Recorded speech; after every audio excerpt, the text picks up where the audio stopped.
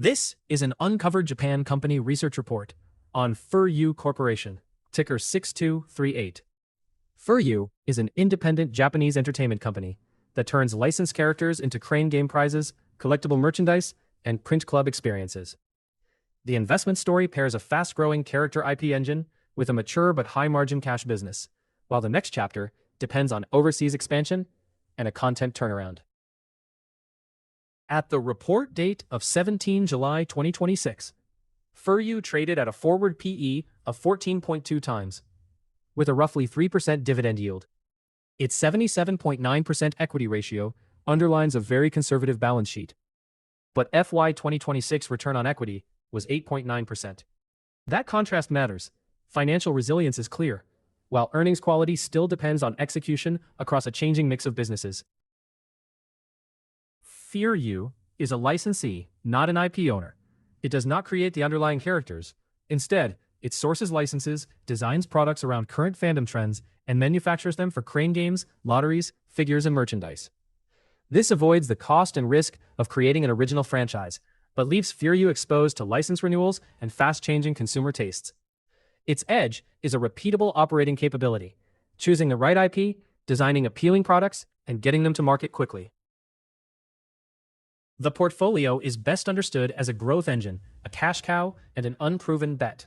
Worldview, the character IP business, supplied 62% of FY 2026 sales and is where growth is concentrated.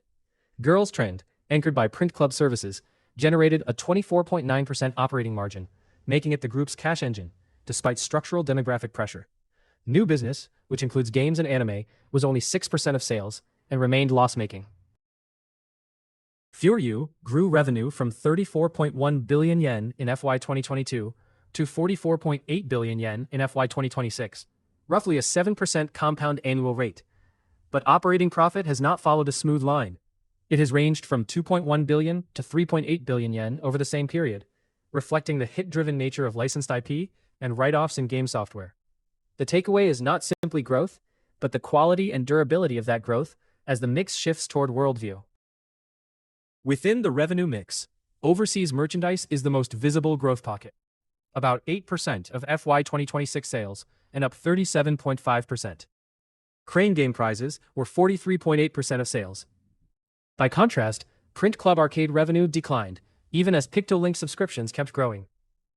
This is the central trade-off in the story. FURYU is trying to scale an international character business faster than its legacy domestic print club-based contracts. FURYU's balance sheet is a genuine cushion. The FY 2026 equity ratio was 77.9%, and the company is effectively debt-free with substantial cash. That supports dividends and flexibility during volatile IP cycles. But it also helps explain why return on equity remains under 9%. The investor question is whether the balance sheet becomes more productive through disciplined investment, buybacks, or a higher return business mix. FURYU's competitive position is operational rather than proprietary. It holds a number 2 position in crane game prizes and more than 90% share in print club, while its design and sourcing capabilities help it move with character trends. PictoLink's 1.27 million paying members create a recurring revenue element. Yet the moat has limits. FURYU does not own most of its IP. Consumer tastes can move quickly, and its production chain is exposed to China and foreign exchange. Management's midterm vision 2027 aims to lift revenue from 44.8 billion yen in FY 2026 towards 60 billion yen in FY 2028. The intended drivers are worldview, overseas expansion, and e-commerce, while Girls Trend is meant to preserve profit from a mature customer base. The ambition sets a useful benchmark, but the report notes that investors should focus on the pace of overseas growth and whether the content arm can stop consuming profit before treating the target as an outcome. On valuation, FURYU's trailing PE was 17.2 times, a little above its roughly 15 times 5-year average. But the forward PE was 14.2 times, about a third below the report's other product sector reference. The distinction is important because earnings are lumpy. The market appears to be pricing some recovery, but not an unqualified success for overseas growth, new business, or capital deployment.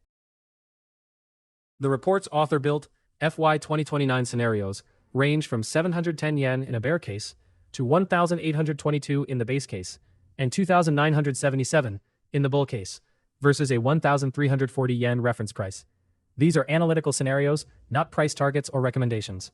The spread reflects the real swing factors, whether overseas merchandise growth stays strong, whether worldview margins improve, whether print club decline remains manageable, and whether new business finally turns profitable.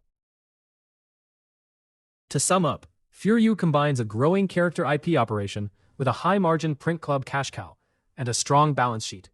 A 14.2 times forward PE gives the story a modest starting valuation, but it does not remove the risks. The two central tests are sustained overseas merchandise growth and a credible turnaround in new business. The free Uncovered Japan deep dive linked below has the full evidence, scenarios, and risk framework. For a much deeper look, visit the free deep dives at uncoveredjapan.com. We go beyond the headline numbers to cover the business, financials, valuation, risks, and catalysts. This video is for information and education only. It is not investment advice or a recommendation to buy or sell any security. Always do your own research.